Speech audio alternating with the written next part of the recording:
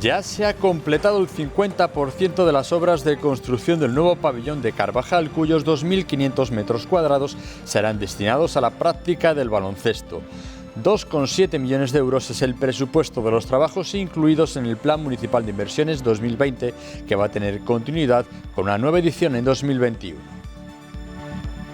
Para crear empleo ponemos en marcha todas esas inversiones en nuestra ciudad que nos va a permitir que muchos fuengiroleños tengan la oportunidad de tener un empleo y no tengan la necesidad de acudir a los servicios sociales, que si se ven en la necesidad, por supuesto nuestros servicios sociales van a estar ahí para ayudar a todas las familias que lo necesiten, pero creo que la mejor política social que podemos hacer es crear empleo o potenciar la creación de empleo. Muy buenas noches. Hasta 273 denuncias ha tramitado Policía Local por incumplimiento de la normativa anti-COVID durante los principales días de la Semana Santa. No usar mascarilla con 124 expedientes y no respetar el toque de queda con 75 infracciones son las principales causas sancionadas. Dentro de lo que cabe y el despliegue que hemos hecho, que ha sido un despliegue bastante importante, hemos reforzado los servicios tanto en los turnos de mañana como en los turnos de tarde, los turnos ordinarios, porque sabíamos que eran días de fiesta y bastante trabajo, y el resultado yo creo que es bastante positivo en el sentido de que se ha hecho un trabajo serio, un trabajo importante y se ha controlado bastante bien la situación dada las circunstancias. Y tras el último pleno, algunas normativas municipales cambiarán. Hay artículos que se eliminan por haber quedado obsoletos y otros se actualizan, como la ordenanza de concesión de ayudas de emergencia social. En este último caso, se ha aprobado consolidar las modificaciones introducidas en 2020 para ayudar a más familias ante la crisis de la COVID-19. Cuando ves que se ha hecho un cambio de urgencia, se ha hecho un cambio rápido, se ha hecho un cambio porque te ha sobrevenido una situación tan compleja como esta del coronavirus que hemos vivido o que estamos viviendo, y te das cuenta que esos cambios han tenido un resultado más que óptimo, un resultado en el que estamos muy satisfechos, bueno, pues te llevas una alegría.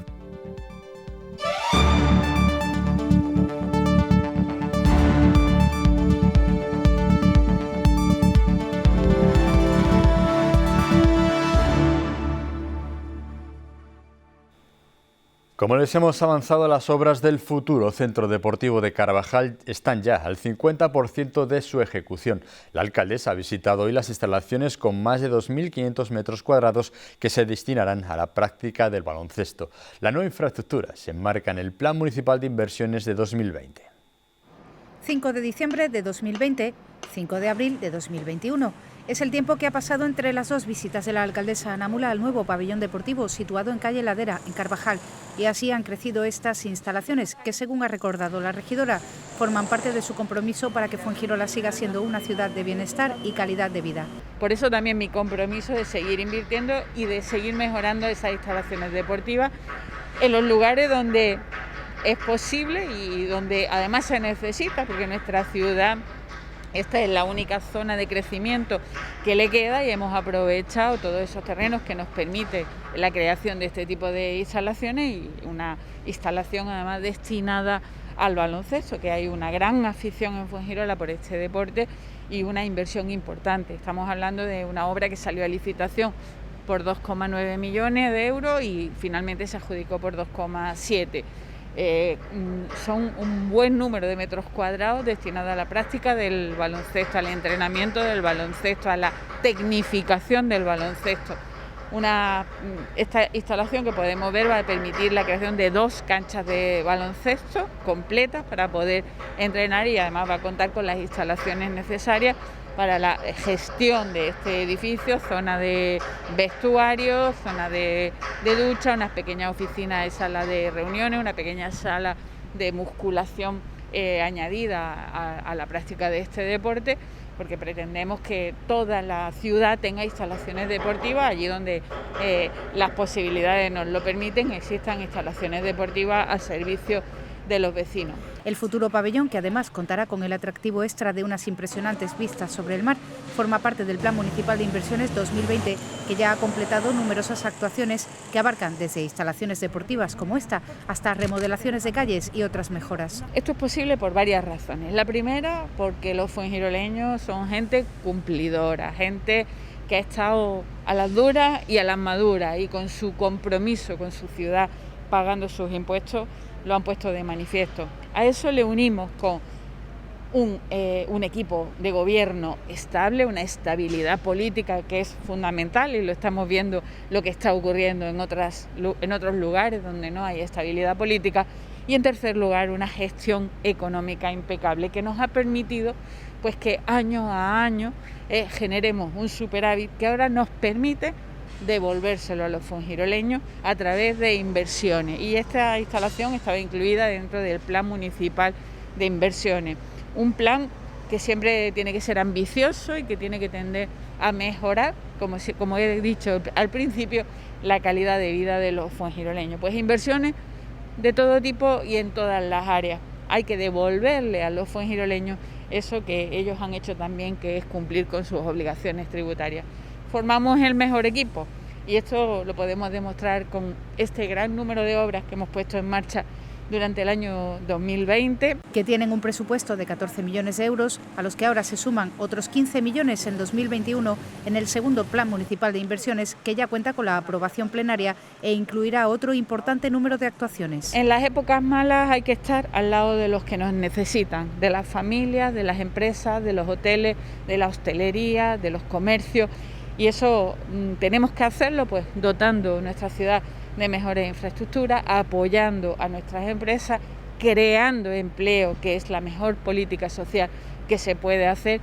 Y para crear empleo ponemos en marcha todas esas inversiones en nuestra ciudad, que nos va a permitir que muchos fuengiroleños tengan la oportunidad de tener un empleo y no tengan la necesidad de acudir a los servicios sociales, que si se ven en la necesidad, por supuesto nuestros servicios sociales van a estar ahí para ayudar a todas las familias que lo necesiten, pero creo que la mejor política social que podemos hacer es crear empleo o potenciar la creación de empleo, ayudando a nuestros empresarios, ayudando a nuestros hoteles, ayudando a la hostelería, estando con los que más nos necesitan en estos momentos difíciles.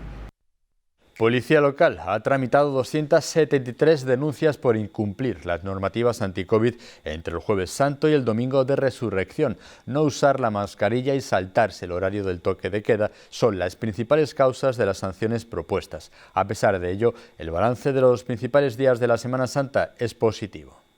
No había procesiones en la calle, pero sí dispositivo especial de Semana Santa de Policía Local, que como durante el último año largo a sus labores habituales ha sumado una especial atención a nuestra seguridad sanitaria. Se han ideado una serie de actuaciones y de dispositivos para controlar no solamente las medidas contra el COVID que se establecen de cara a los establecimientos públicos, que es verdad que se han movido bastante y han tenido bastante ambiente durante estos días, sino además también controlar un poco lo que es la población en que de alguna manera han ido llegando aquí a Fuengirola, que sabemos que ha sido un número indeterminado, porque no podemos garantizarlo, pero sí controlar ciertos aspectos, estableciendo determinados puntos de control y demás que se han realizado durante estos días por parte de la Policía Local. Fruto de este trabajo, desde el miércoles santo al domingo de Resurrección, los agentes municipales han tramitado 273 denuncias por saltarse las distintas normativas anti-COVID. La mayoría han sido por no uso de mascarillas, con 124 expedientes, y por saltarse el horario de toque de queda, con otros 75. También se ha localizado a 23 infractores del cierre perimetral y se han reiterado los expedientes en 2 pisos turísticos que, según han detectado los agentes, se usan para organizar fiestas ilegales. La gente a nivel general hay que reconocer que están siendo cumplidores de las normas, eso valga en un principio como primera dato a tener en cuenta, que la gente a nivel general son cumplidores de las normas. Sí hay ciertas personas o ciertos individuos que son realmente muy reacios a cumplir las normas contra el COVID y bastante indisciplinados. Y en ese caso es donde nos tenemos que centrar. Si se analiza por días, el miércoles solo se registraron 3 denuncias, el jueves se notó la subida con 51, el viernes, pese a las malas previsiones, fueron menos, 32. La mayor parte del trabajo se concentró el fin de semana. El día 3 fue un día realmente, el sábado fue un día fuerte. En materia de mascarillas se interpusieron 40 denuncias. Por el toque de queda, 26 denuncias. Por el cierre perimetral, 2 y otras 10 por otros motivos. En la fiesta, que hemos dicho que ya antes se había denunciado, en uno de los pisos fueron 14 denuncias, 14 denuncias en uno de esos pisos, en otro, otras 6, y algún establecimiento que sí se fue un poquito de madre por no cumplir las distancias entre los ocupantes de las mesas, las personas que allí estaban consumiendo, se interpusieron 6 denuncias a establecimientos. En total, 104 denuncias. Y después ya por último pasamos al domingo, día 4, en este caso de mascarilla coinciden otra vez que se pusieron 40 denuncias de mascarilla, por el toque de queda 32 denuncias, que pasaron de la hora, por el cierre perimetral 6 denuncias más y por otra fiesta más, en otro piso distinto a los 2 anteriores que yo había dicho, otras 5 denuncias más. En total fueron 83 denuncias.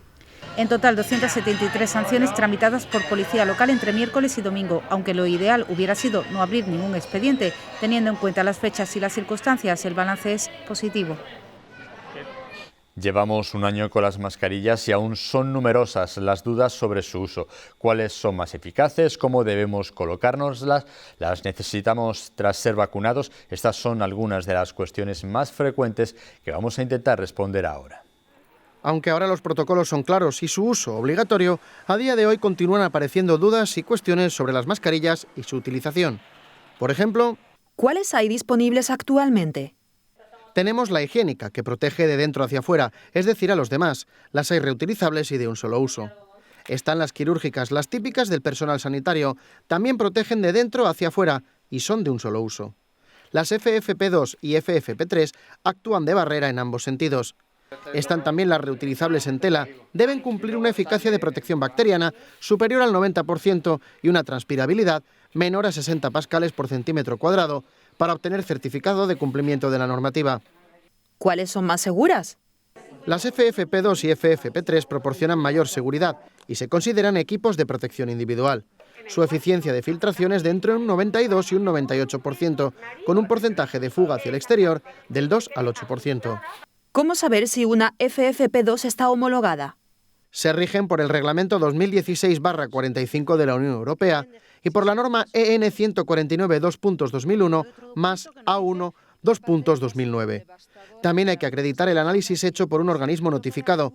Deben además reflejar el modelo y si son o no reutilizables. ¿Cómo utilizarlas correctamente? Lo más importante es ajustarla como es debido, cubrir completamente nariz y boca y comprobar que no hay fugas de aire. ¿Es útil llevar doble mascarilla? Aunque no implica doble protección, es frecuente ver al personal sanitario usar una FFP2 y una quirúrgica encima. ¿Por qué se usan ahora más las FFP2? Se ha extendido su uso al ser una de las que mayor protección ofrecen frente al coronavirus. Se aconseja sobre todo en espacios cerrados. ¿Cuánto tiempo pueden utilizarse? Las higiénicas pueden ser de un solo uso, de 4 horas o reutilizables, algo que debe indicarse en el embalaje. También ha de contemplarse el número de lavados. Las quirúrgicas no deben llevarse más de 4 horas. Las FFP2 y FFP3 son efectivas durante 8 horas. ¿Debemos seguir llevándolas una vez vacunados o si hemos pasado el virus? Ni la vacunación ni haber pasado la COVID impiden que el virus pueda volver a entrar en el cuerpo. Lo que sí evita es que la persona enferme, pero puede seguir contagiando, así que sí, hay que continuar llevándola. ¿Hay que mantener la distancia de seguridad con la mascarilla puesta? Sí, es recomendable, sobre todo en espacios cerrados. ¿Podemos quitárnoslas en bares o restaurantes? Solo para comer y beber. El resto del tiempo hay que llevarla puesta. Tampoco podemos levantarnos de la mesa sin ella, por ejemplo, para ir al baño. ¿Previenen también las nuevas cepas? La COVID-19 es una enfermedad respiratoria que se transmite por vía aérea. Las medidas básicas de seguridad sirven para frenar su propagación en general, de modo que sí que nos protegen de las nuevas cepas. ¿Deben usarla también los niños? A partir de los 6 años, sí, igual que los adultos.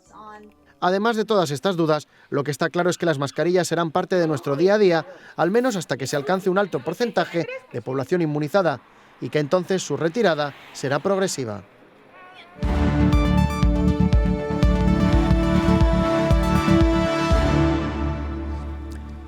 Finaliza una Semana Santa marcada un año más por la pandemia y la ausencia de procesiones. A pesar de ello, la alcaldesa Ana Mula ha visitado los titulares de las diferentes cofradías fuengiroleñas, mostrándoles así su apoyo. Un año más Fuengirola ha vivido su Semana Santa con gran fervor, pero de manera diferente debido a la pandemia. Las hermandades locales no han podido salir a las calles de la ciudad, pero sí han abierto sus puertas y corazones para que los vecinos pudieran estar cerca de sus titulares, respetando todas las medidas de seguridad anti-COVID-19. Entre los devotos, la propia alcaldesa Ana Mula, acompañada de la concejala de fiestas Isabel Moreno, quien el pasado miércoles realizó una visita a cada una de las cofradías de la ciudad para mostrar su apoyo y devoción por cada una de ellas. La Hermandad del Yacente tenía sus titulares en veneración en su casa de hermandad. La primera edil mostró su conocido fervor a la Virgen del Amor y Soledad para pedirle salud a todos los fuengiroleños. El viernes esta cofradía realizó el rezo de la estación de penitencia con aforo limitado y uso obligatorio de mascarillas. Ana Mula también acompañó a los hermanos y creyentes de la Cofradía de Pasión. La iglesia de San José presentó una delicada disposición de sus imágenes en las puertas del templo del Boquetillo, donde muchos vecinos llegaban para presentar sus respetos. Una estampa inédita y especial, la de María Santísima de la Esperanza y Nuestro Padre Jesús de Pasión, para que los fuengiroleños disfrutaran de su bendición en todo su esplendor muy cerca. También la alcaldesa compartió un momento único con la cofradía fusionada, que presentó a sus titulares con mucho cariño en una de las capillas de la Iglesia del Rosario para recibir las oraciones de sus fieles. Con una luz y exorno especial se mostraban Nuestro Padre Jesús atado a la columna, María Santísima de la Amargura, San Juan Evangelista y María Santísima de los Dolores. Y como miércoles santo, jornada en la que procesionarían Jesús cautivo y su Madre de los Dolores por los boliches, la primera edil asistió a una misa acompañando a sus hermanos en devoción en una parroquia que realizó el oficio bajo las medidas de seguridad sanitaria anti-COVID y con la presencia de sus imágenes presidiendo el acto.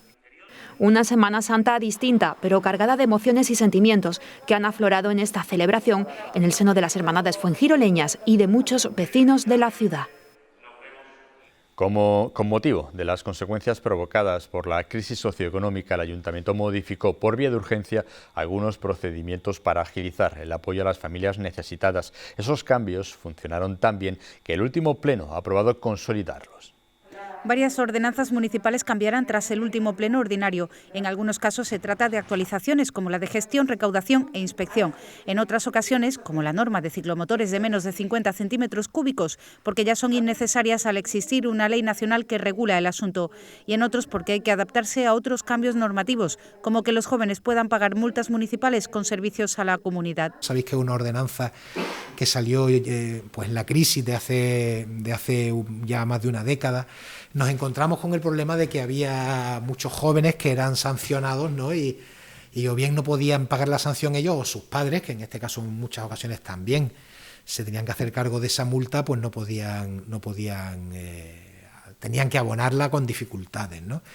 Nos dimos cuenta que en el caso de los jóvenes era mucho más aleccionador, a lo mejor en el caso de ordenanzas, por ejemplo, que es la que nos ocupa, como la de limpieza, en el supuesto de que no hubieran recogido basura, hubieran pues orinado en la calle o cosas así, pudieran realizar acciones relativas, o con grafitis, por ejemplo, ¿no? Pues acciones relativas a pues pintar, ayudar a limpiar, es decir, que se dieran cuenta de las consecuencias de sus actos, trabajando, colaborando con los servicios de, por ejemplo, pintura o limpieza del ayuntamiento, en vez de abonando esas sanciones.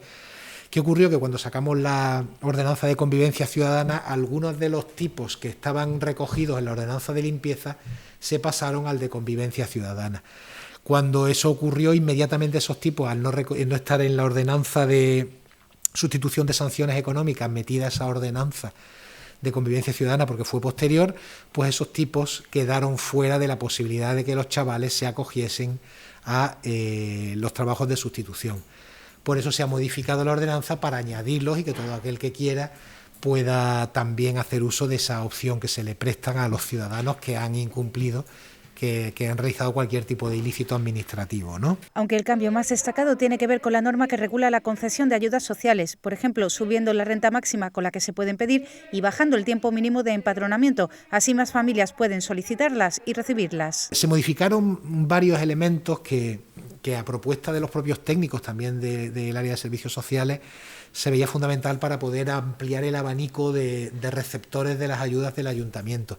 Y la verdad es que funcionó muy bien. Fue un cambio temporal, era un cambio solamente para un año que finalizaba en mayo, y visto lo bien que ha funcionado y obviamente que se está desarrollando una labor de ayuda al necesitado mucho más efectiva y más ágil, que esta era parte también que se pretendía con los cambios que se propusieron, una ayuda más ágil a las personas que venían a demandarla, pues se ha decidido fijar todos los cambios que se produjeron de manera temporal ya como cambios definitivos. Todos los cambios fueron aprobados por el Pleno Municipal.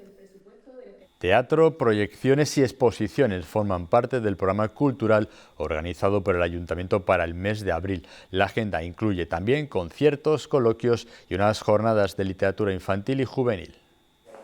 Un poco de todo. Así define el concejal de Cultura, Rodrigo Romero, al programa que su área ha preparado para desarrollarlo a lo largo del mes. De momento sigue abierta la exposición del colectivo de grabadores de Fuengirola, Entre Tintas. Puede verse en el Museo de la Ciudad de 10 a 2 y de 5 a 9 los fines de semana. Y de martes a viernes, solo en horario de tarde. No es la única muestra prevista. Del 8 al 30, la Casa de la Cultura acogerá una de ilustración infantil. Una exposición llamada Las emociones en el álbum ilustrado. Tiene mucho que ver, como he dicho, ¿no?, con el hecho de que estemos en un mes que vamos a dedicarle mucho esfuerzo a la literatura. El día 9, en la Casa de la Cultura, habrá un concierto de música de cuerda del cuarteto Arsis, llamado Una noche de cine. He estado viendo la selección de temas, es realmente espectacular, así que apuntaoslo a las 7:30 en la Casa de la Cultura. Del 9 de abril al 3 de mayo, la sede del colectivo Imagen, en calle Ángeles Aspiazu, acogerá una muestra con fotografías de Mada López. Se podrá visitar concertando cita previa en contacto@colectivoimagen.com. Allí mismo tendrá lugar la presentación, el 14 de abril a las 8, de artistas malagueñas por parte del colectivo Fama. Luego vamos a celebrar del 13 al 17 las terceras jornadas de literatura infantil y juvenil, ¿no? Esa especie de feria del libro pequeña que hicimos hace un par de años. El año pasado estábamos confinados, no pudimos hacerla, pero queremos retomar este año en la Plaza de los Reyes Católicos. Las jornadas se organizan a 3 bandas entre la Casa de la Cultura, la Biblioteca Central y la Librería Teseo. Para informarse de los talleres gratuitos previstos, pueden hacerlo en el teléfono 952 589 349. El día 18 habrá concierto de la Banda Municipal de Música para Banda Sinfónica, con José María Machuca como director invitado. Será en la Plaza Pedro Cuevas a las 12:30 de la mañana. 12:30 de la mañana, el día 18, en la Plaza Pedro Cuevas. Ya quisimos hacer allí el concierto del Día de Andalucía, no pudo ser, o sea que vamos a estrenar esa plaza como recinto de conciertos. El 22 de abril se proyectará el documental Las sin sombrero 3, Las exiliadas, tercera entrega de este proyecto transmedia sobre el grupo de mujeres artistas de la generación del 27, esta vez centrado en su forzada salida de España tras la Guerra Civil. Modera el coloquio posterior Manuel Jiménez Núñez, el realizador. El día 23 vamos a tener en las bibliotecas de Fuengirola narraciones orales para niños y adultos, ¿no?, a cargo de Pedro Mantero y Jacqueline de Barros. Esto será, repito, en todas las bibliotecas. El 23 también a las 7:30 en la Casa de la Cultura vamos a tener un concierto de guitarra de Pablo Alcázar. El 28 habrá en el colectivo otro de sus fotodiálogos, ¿no?, de Ali Monterrojas, Paco Valdivia y David Tomé, a las 8 de la tarde.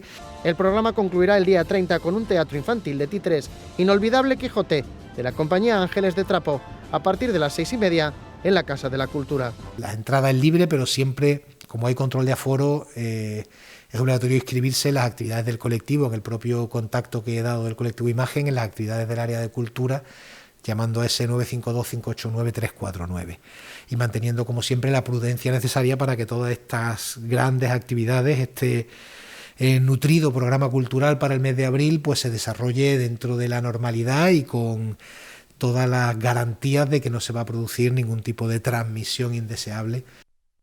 En la programación se incluyen también los actos de la Semana del Libro, maratones de lectura, talleres y cuentacuentos, entre otros, con la Red Municipal de Bibliotecas como organizador principal. Esta edición tendrá como leitmotiv la declaración de 2020 como el Año Internacional de las Frutas y Verduras. Las bibliotecas son ejes fundamentales de la vida cultural de una ciudad.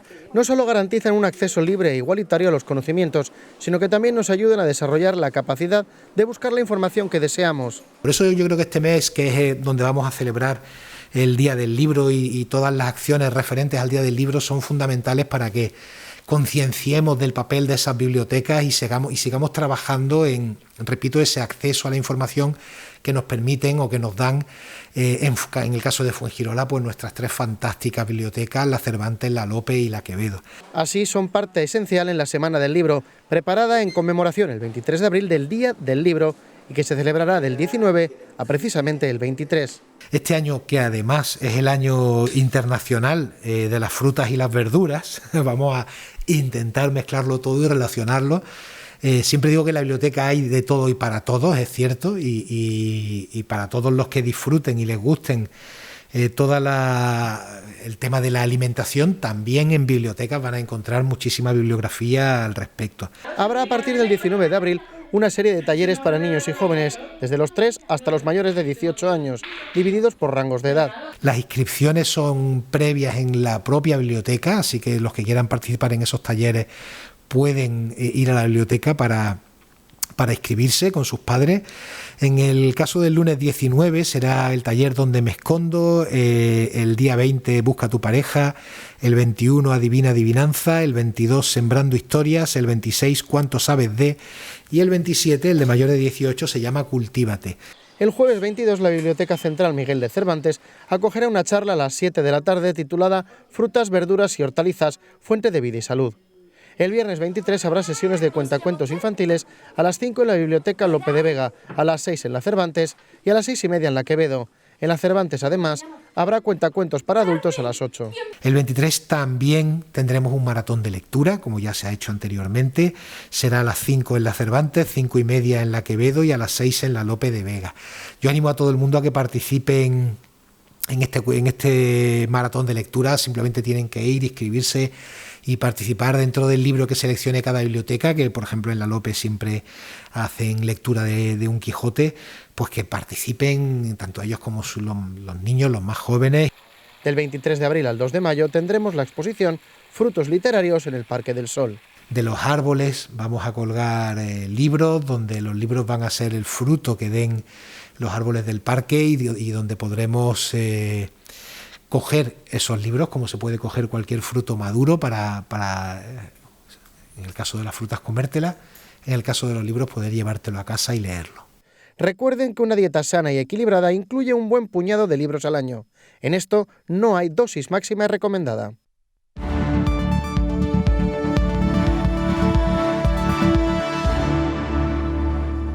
La presión hospitalaria vuelve a aumentar en Málaga. En la actualidad hay 155 pacientes ingresados con COVID-23 más que el pasado sábado. 30 de ellos se encuentran en cuidados intensivos. Antonio, buenas noches. Buenas noches. Unos datos, ya no sabemos si son buenos o malos. Es pronto todavía para calcular la repercusión de los días de Semana Santa, obviamente. Es pronto, pero una tendencia muy negativa. Sí, vemos que están sí, es una tendencia negativa en el que se invierte por completo lo que estaba siendo una bajada más o menos sostenida, relativamente muy lenta en las últimas 2 semanas, 3 semanas, pero que veníamos de una bajada de la tercera ola. No hemos llegado ni siquiera a doblegar esa cifra un poco psicológica, solo en un par de días.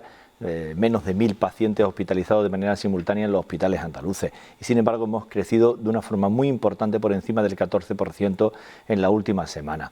De hecho, desde que se ampliaron los horarios, se aperturó de cara a Semana Santa y se dio un respiro a la economía, estábamos situados en 1082 pacientes en el conjunto de los hospitales andaluces, de ellos 185 en los hospitales malagueños.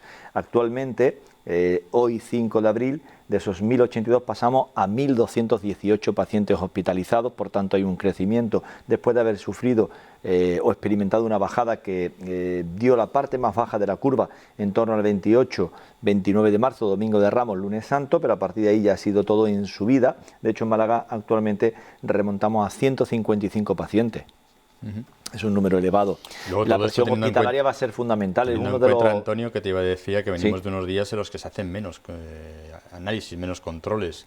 Y menos suelen pruebas, ser días, son días festivos en los que obviamente aun siendo días que distorsionan, eran días los que estábamos acostumbrados a bajadas paulatinas del número de personas hospitalizadas. La presión hospitalaria es fundamental para cualquier decisión que se pueda tomar de aquí al viernes próximo. Es esencial.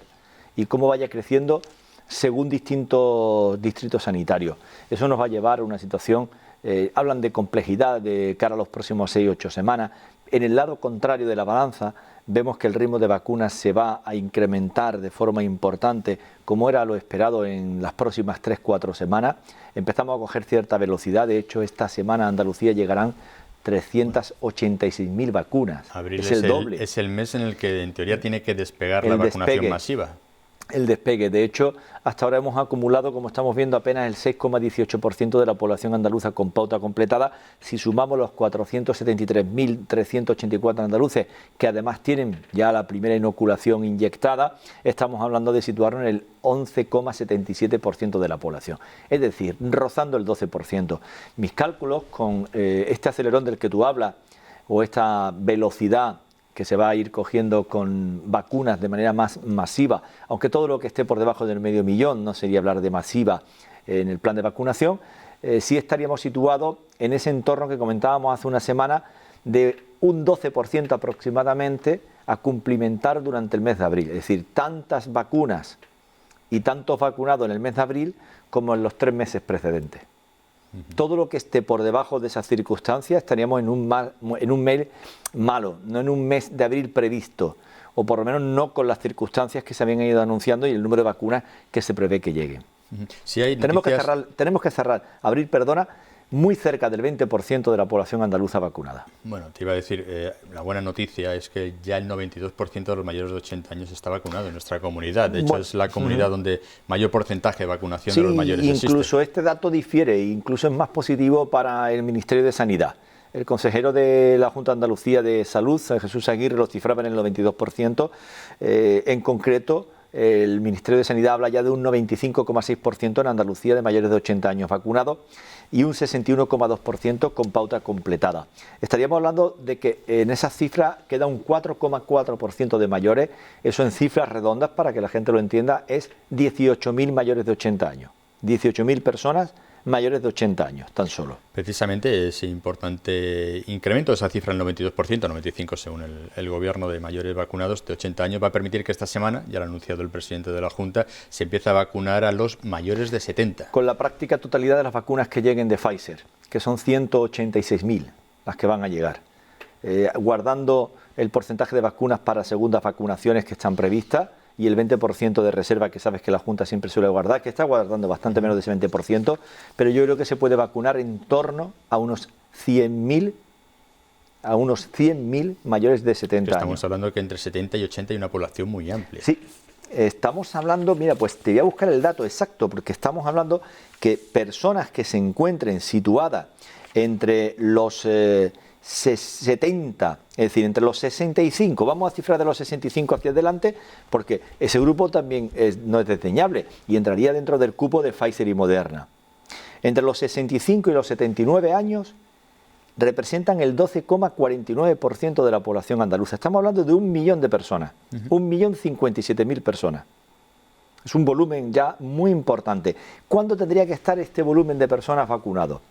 Si las vacunas llegan en la proporción que se ha anunciado, yo creo que en unas 6-7 semanas tope. Eso significa pasar mes de abril, pasar mayo. Eso significa 2 millones de vacunas dispuestas para este grupo de población. Abril-mayo. O sea, el mes de abril completo y probablemente 2-3 semanas de mayo. Pero para la tercera semana de mayo, la práctica totalidad de los mayores de 65-70 años en Andalucía tendrían que estar todos vacunados.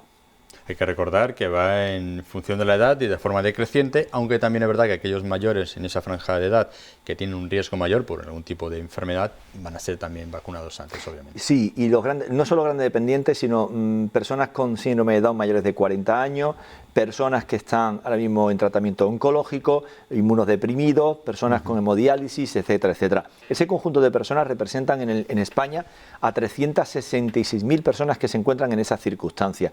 Desconozco el dato exacto que correspondería a Andalucía, pero en proporción el 20%, que es más o menos la media nacional, y distribuiríamos un poco en ese aspecto ese número de vacunas para esas personas, pero no es un número importante en el conjunto de la población, afortunadamente, y van a ser vacunadas. Hoy se está terminando ya, entre hoy y mañana, con los grupos esenciales de AstraZeneca que corresponden, como sabes, a profesores, policías, fuerzas y cuerpos de seguridad, y se ha iniciado la vacunación incluso no solo de los servicios sociales, de todos los estamentos públicos, sino también de protección civil, de los miembros de protección civil, que son también un número interesante a nivel andaluz. A partir de ahí, la vacuna de AstraZeneca va directa a la población en general.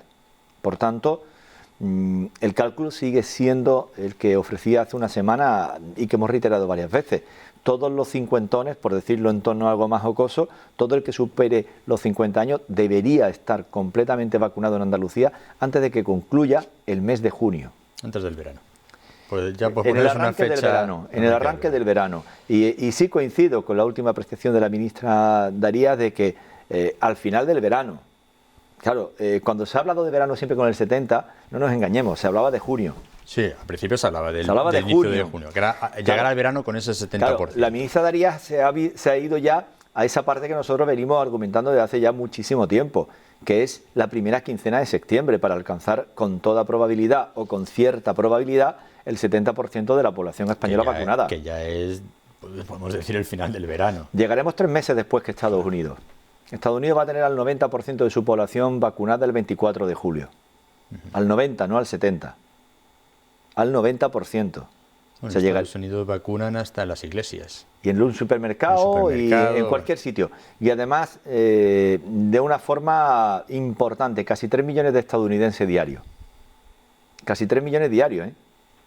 También es un país que nos multiplica en población de forma muy clara. Decíamos al comenzar esta sección que es verdad que los días festivos, los fines de semana, se hacen menos pruebas PCR, menos pruebas de este tipo, pero no se ha dejado de vacunar, hay que decirlo. No, en ningún día. De ahí el avance en las cifras que vemos. Claro, estamos rozando, hoy ya se ha superado, es decir, estamos dando datos, como ustedes comprueban, del día 3 de abril, pero es que los datos de la vacuna suelen ir con un día, incluso con 2 de demora. Pero con los datos del 3 de abril... En Andalucía ya hay 1 millón. Aquí no se refleja el millón exacto, pero estamos hablando de 998.478 personas. Casi 1 millón. Eso supone casi el 12% de la población andaluza. Y va a haber un tirón fuerte, probablemente no mañana, pero sí a partir del miércoles. O sea, esta semana hay muchas vacunas para poner. Muchas. Bueno, ya no tenemos excusa, ¿no, Antonio? Cuéntalas, son 368.000. Es que tienen que ir a un ritmo de 50.000 vacunas diarias para liquidarse las vacunas que han llegado esta semana. Bueno, por ahora se ha demostrado que sí tenemos resortes suficientes para hacerlo de forma rápida, teniendo las vacunas. Lo hay, y sin recurrir a lo espectacular de la imagen de un gran estadio como el Wanda. Me refiero a Madrid, que ha centralizado las vacunas con unas colas tremendas en grandes espacios, mientras que en Andalucía se están inyectando en lugares tan singulares como la caseta de la juventud del recinto ferial de Fuengirola, donde en apenas un par de horas, 3 horas, se ventilan varios cientos de vacunas sin ningún problema. Bueno, Antonio, las ratios, después de todo un fin de semana muy largo, de 4 días. Suben todas, ¿por qué? Porque, insisto, el dato de la presión hospitalaria siempre lleva aparejado un mayor incremento de números de casos en las poblaciones. A mayor crecimiento de presión hospitalaria siempre lleva aparejado, insisto, en los días precedentes y en los posteriores, un incremento significativo del número de casos. Aquí todavía no empieza a reflejarse, y si debe reflejarse el efecto Semana Santa, debe ser a partir de este próximo jueves. Más o menos. Hay que recordar que desde que se incuba, digamos, el virus, pasan 3 días aproximadamente hasta que empiezas a tener esos síntomas. Yo empiezo a contar desde que se abrió en España esa situación de mayor relajo a partir del 19 de marzo. A partir de ahí 2-3 semanas. Por eso calculo que no antes de este próximo jueves. Pero fíjate, ya en Benaví se alcanzan los 142 casos por cada 100.000 habitantes. En Marbella casi los 140 también. 125,8 en Benalmádena. Mijas, una subida importante, llegó a situarse en el entorno de los 60 como Fuengirola y se eleva en apenas unos días a 110,1 casos por cada 100.000 habitantes, 103 en el caso de Manilva, 86,9 en Estepona. Fuengirola lo dejábamos en el entorno de los 65 casos aproximadamente el pasado miércoles y estamos ya en 83,3. 78,6 en Ojén, 69,4 en Torremolinos, que estuvo muy cerca incluso de alcanzar los 25 casos por cada 100.000 habitantes, circunstancia que solo ha alcanzado entre las grandes poblaciones malagueñas Antequera, que el pasado sábado estaba en 24 casos por cada 100.000 habitantes. Dentro de esa nueva normalidad. Istán 66,9, Casares 14,5 y Málaga sube un poquito hasta 72,6. En cualquier caso, estos son datos que pueden quedar desvirtuados porque venimos de muchos días festivos y, como tú dices, con un efecto arrastre que se va a producir en las próximas jornadas con las nuevas PCR. Esta mañana se estaban haciendo PCR también en el recinto ferial, porque el mismo habitáculo o la misma caseta que sirve para vacunas también sirve para seguir haciendo pruebas PCR. Y se siguen haciendo. En cuanto a los datos, España ya superó con creces los 3.300.000 contagiados, que se dice pronto, y avanza tranquilamente a una cifra terrorífica por encima de los 76.000 fallecidos desde el inicio de la pandemia de forma oficial. Ya sabes que con las desviaciones que ha habido de fallecidos a nivel estadístico y con distintas fuentes apuntando en otro sentido, estaríamos que en España se está muy por encima de los 100.000 fallecidos relacionados directamente con el COVID. ¿Tú crees que algún día sabremos exactamente la cifra de fallecidos? Pasará algún tiempo, se dará en algún momento y probablemente no le demos casi ni importancia. O diremos, mira, no nos dijeron en su momento y ahora sale. Es probable que salga. En cualquier momento tienen que hacer la corrección oportuna y sobre todo canalizar esa desviación del número de fallecidos tan tremendo que se ha producido en circunstancias normales y en la situación normal de un país sin pandemia a lo que ha habido en este año y medio, 2 años prácticamente, que es lo que vamos a soportar. Porque cuando digo 2 años, todo esto empieza en un mes de febrero, venía arrastrado casi de finales de diciembre del 2019 y nos vamos a ver abocados a todo este año, incluso con principios del siguiente, todavía hablando de pandemia. Eso va a ser tremendo. Fíjate en Andalucía, 5.124 casos, pero es una cifra acumulada de 5 jornadas.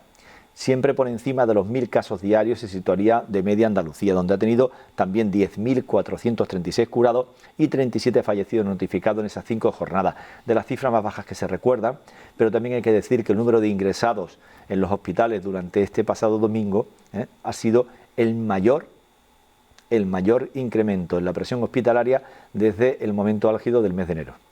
Por tanto, es un elemento a tener muy en cuenta.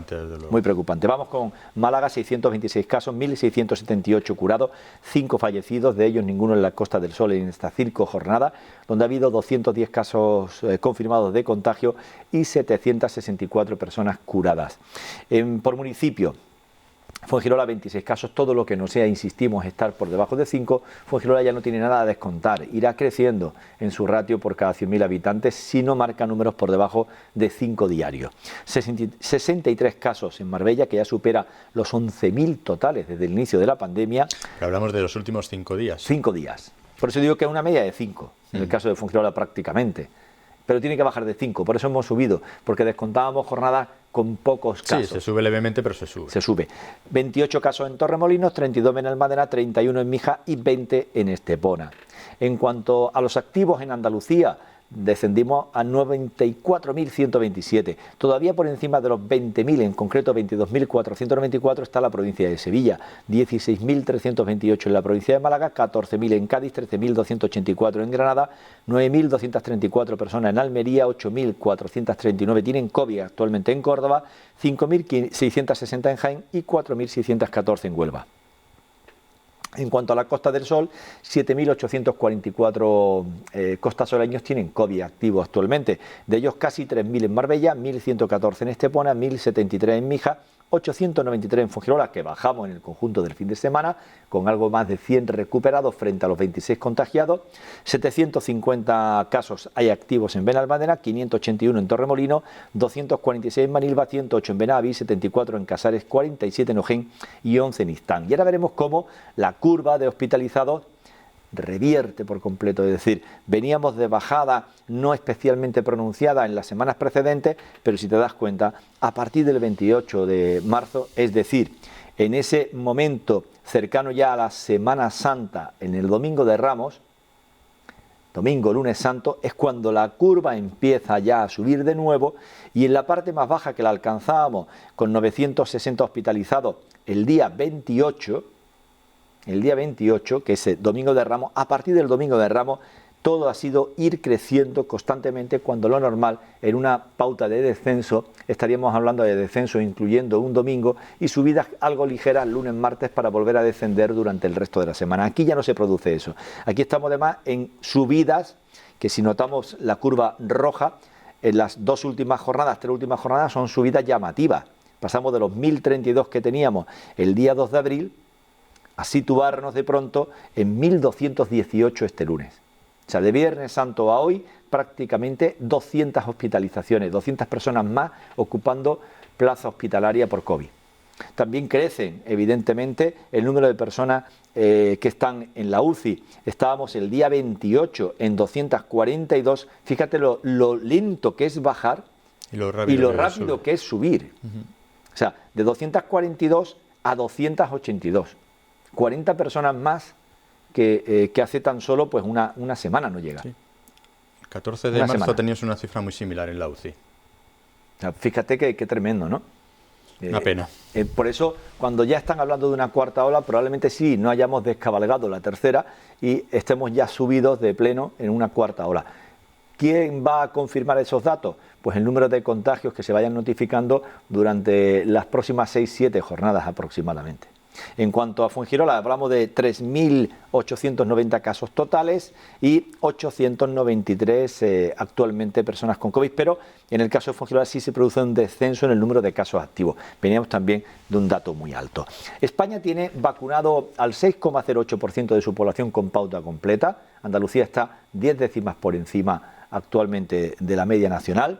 Tenemos a 18,28 vacunas por cada 100 habitantes inyectables. Estamos en un ratio un poquito más bajo, pero con las que se han llegado a lograr en esta semana, está en disposición España de alcanzar el 18,28% de la población al menos con una dosis.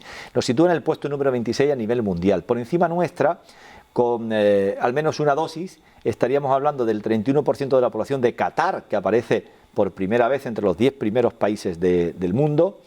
Hungría, que pertenece a la Unión Europea, pero que ha comprado Sputnik y que está inyectando también la vacuna rusa, con el 33,91% de la población y el 9,45% con pauta completa.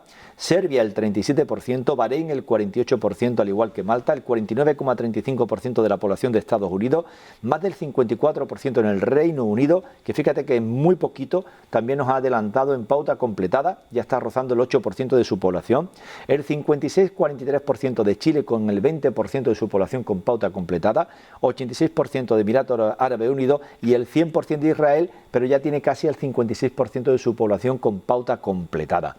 En esa situación, buena situación y con vacunaciones, como hemos hablado antes, muy importantes, Estados Unidos ya tiene al 18% de su población con pauta completada, el 13% de Malta, el 16,86% de Bahrein, el 16% de Serbia y el citado 9,45% de Hungría.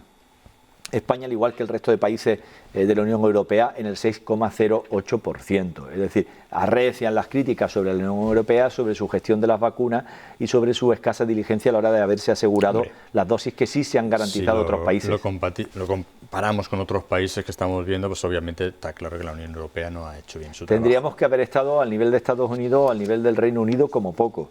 Somos una potencia mundial a ese nivel.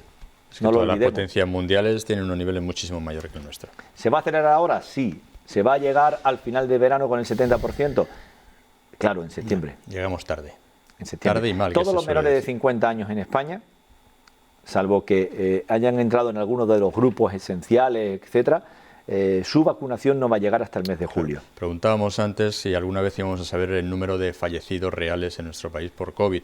Habría que preguntarse también cuántas personas habrán fallecido a causa de esa mala gestión de la Unión Europea con las vacunas, o esa candidez de la Unión Europea, bueno, no pero sé cómo llamarle. Esas cifras sí que es difícil de cuantificar, no, obviamente es difícil. Pero por cuanto si se hubieran cumplido, especular si la vacuna hubiese llegado antes o no, pues probablemente, claro, se hubiesen salvado vidas. Está claro. Sí es cierto que las vacunas, y eso es algo constatable, porque ya se está produciendo, ha desfondado de forma absoluta el número de contagios en Andalucía. Actualmente no hay ninguna residencia de mayores con COVID. Esa es la suerte, porque estamos viendo las hospitalizaciones y claro, hay que descartar ahí que ya no son mayores de 80, a mayores de 80 años es muy complicado, y con un poco de fortuna, como tú dices, en un mes y medio aproximadamente tenemos a los de más de 70 años hasta 80 también vacunados. Sí, les van a llamar. Con lo que la cifra de algo. hospitalizaciones será mucho mejores, pero no sabemos de aquí a un mes y medio cómo vamos a estar. Y sí recomendaría algo importante, y es aquellas personas que están ya en el umbral de la vacunación, es decir, que están muy cerca de que les llamen, que les quedan apenas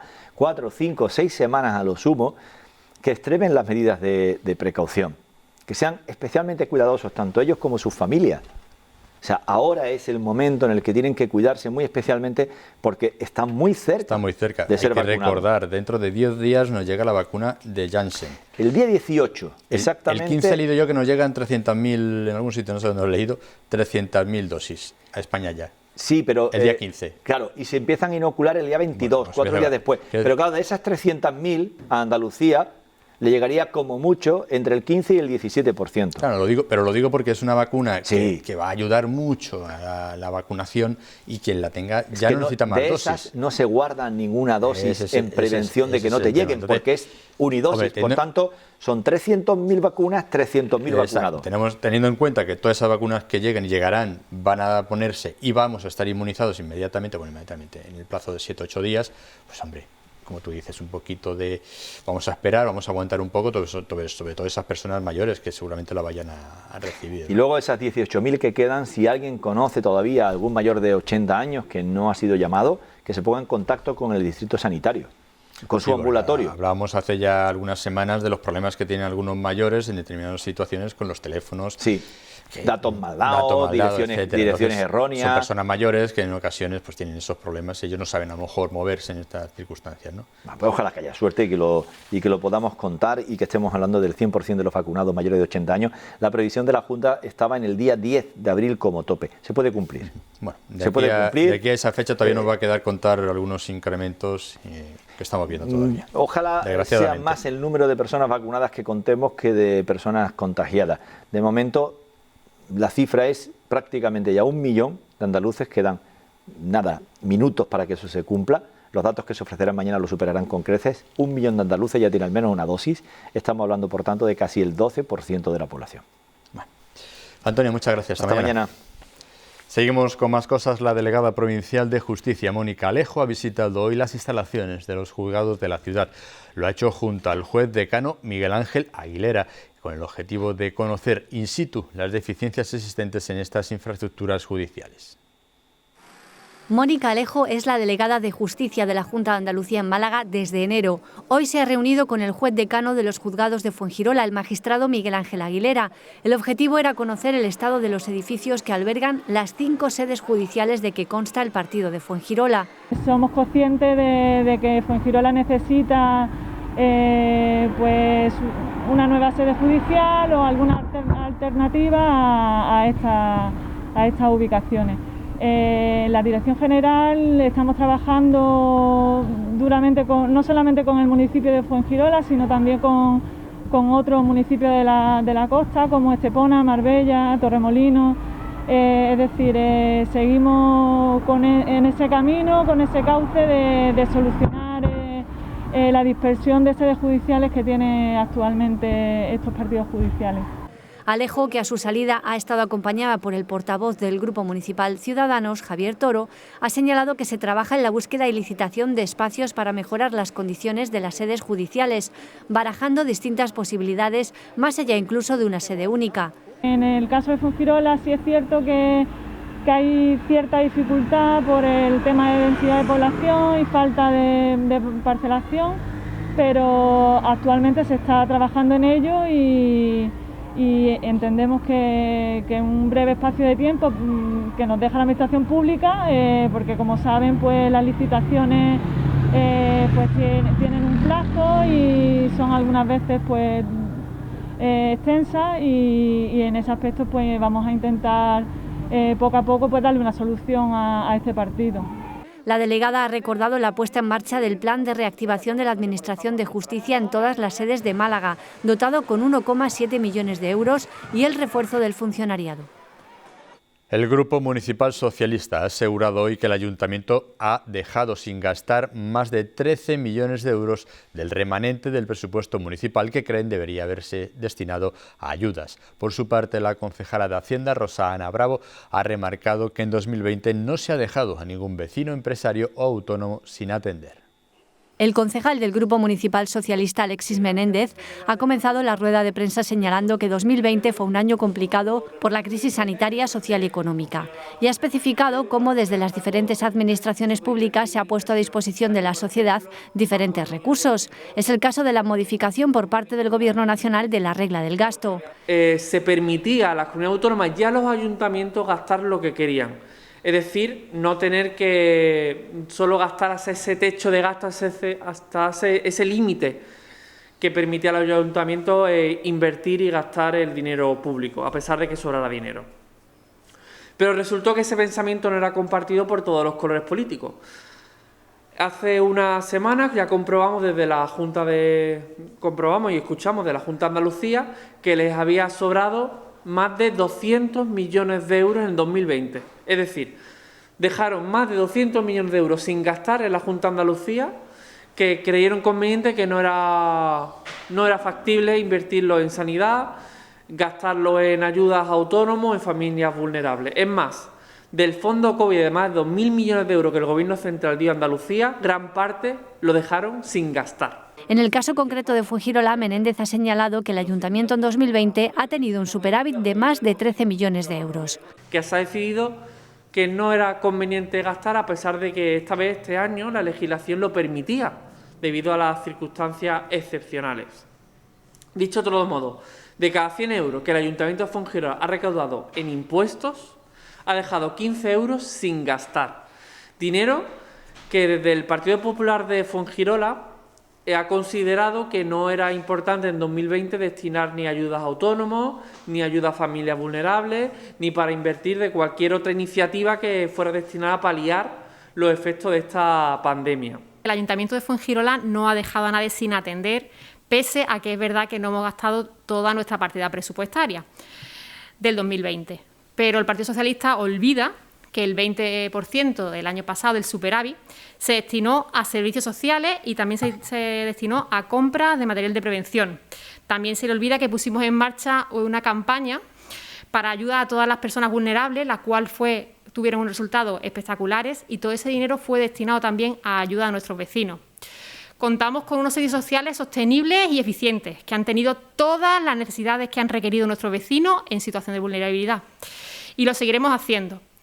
Nuestro presupuesto en vía a servicios sociales es un presupuesto generoso, pero aún así, como le dije en contestación en nuestros presupuestos, nadie se va a quedar atrás.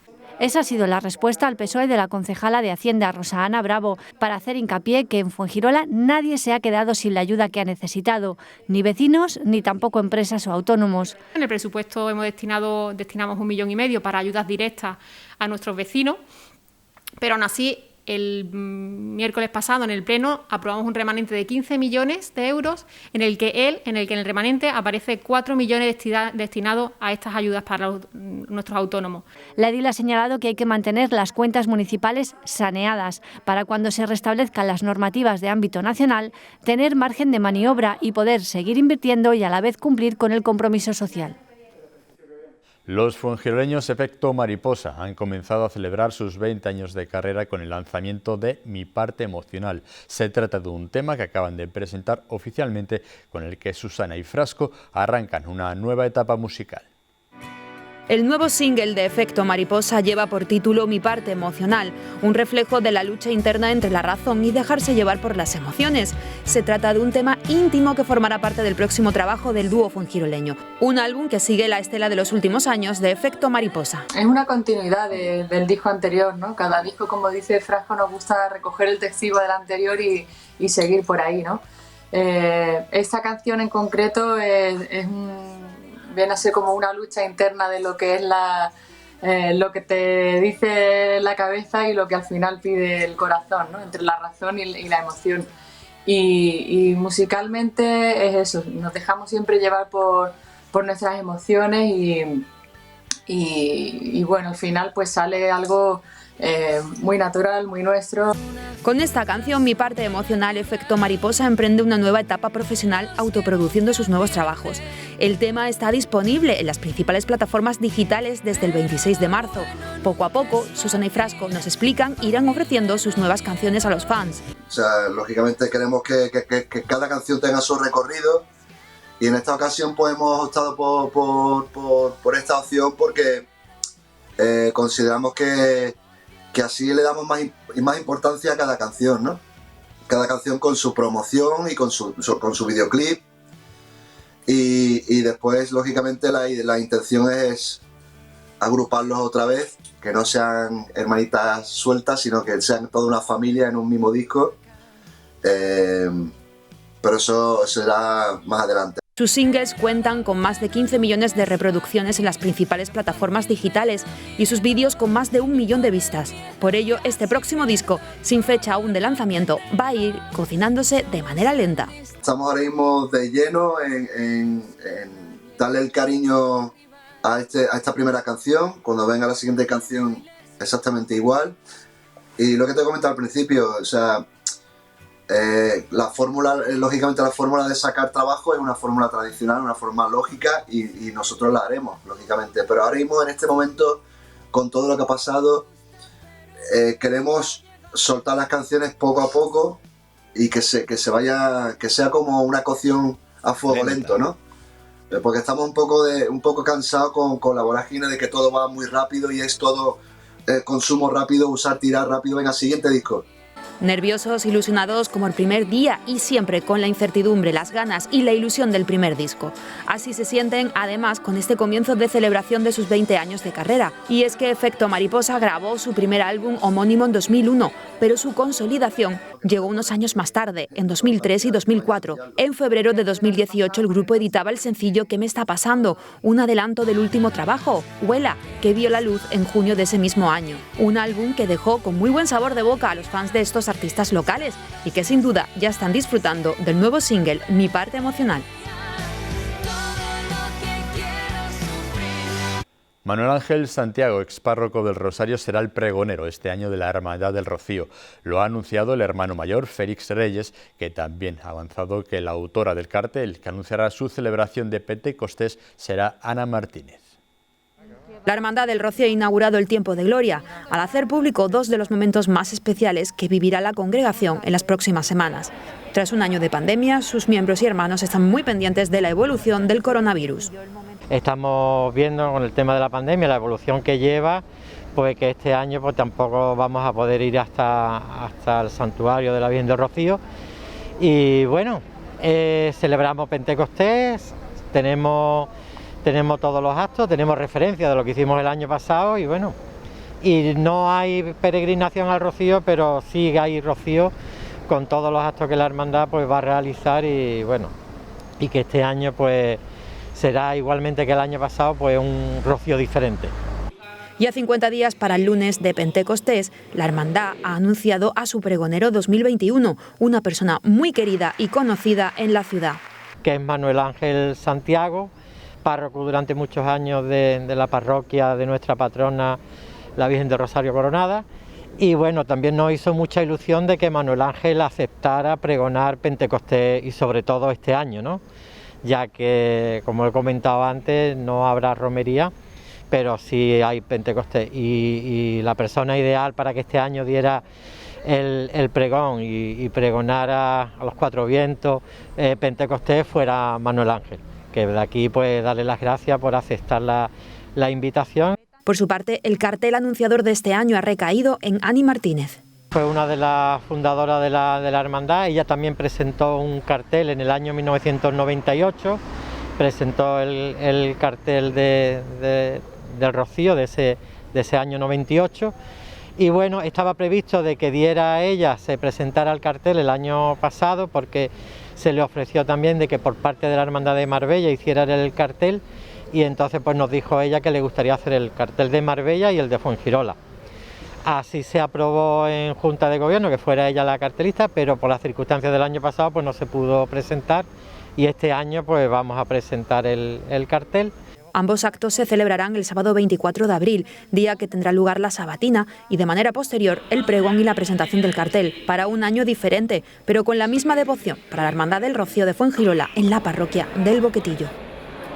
Pues así concluimos hoy. En un momento les avanzaremos la información meteorológica y también las farmacias de guardia en Al Día. Después les invitamos a ver el patio de Fuengirola con Mariló Sánchez.